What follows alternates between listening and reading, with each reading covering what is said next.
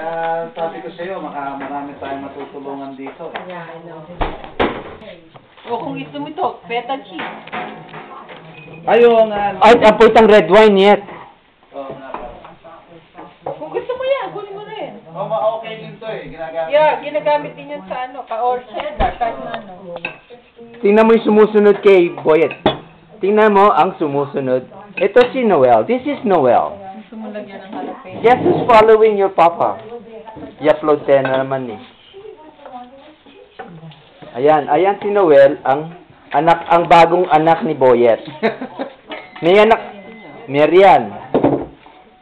Meron palang anak dito si Boyet. Ayan, no? May anak siya sa labas. Sa Amerikano. Asa na? Ayan. May asawa palang puti itong si Boyet eh. Alam mo ba? Alam mo ba na nag-asawa ng puti? Oh, anong kinakain ni Pogi? Itong si Boyet, kain ng kain eh. Healthy naman. Healthy naman to. Saan kaya ito pinaglihi? Kain? Sasabihin na naman yan, ako. Huwag na yung hamburger, please. Asa na? Yes, this is... Sino mahilig sa hamburger? Si Mrs. ba? Sasabihan ka na nun, huwag na sa hamburger. This is Noel. This is Noel. Ayan, humihingi ng pagkain kay Boyet. Kung may prutas, minsan nilalagyan namin ng cantaloupe or pineapple. Oh. Salad. Nino maimilig kay Mama Anyet? Baka na ano kung makapanuli mo ang mga nino. Nano? Yan?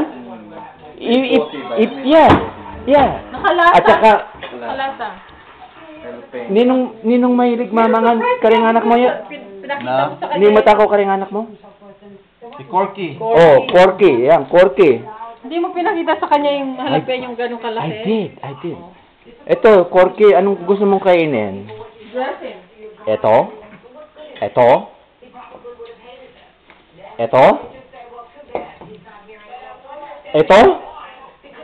Basahin mo yan. Anong nakalagay dyan?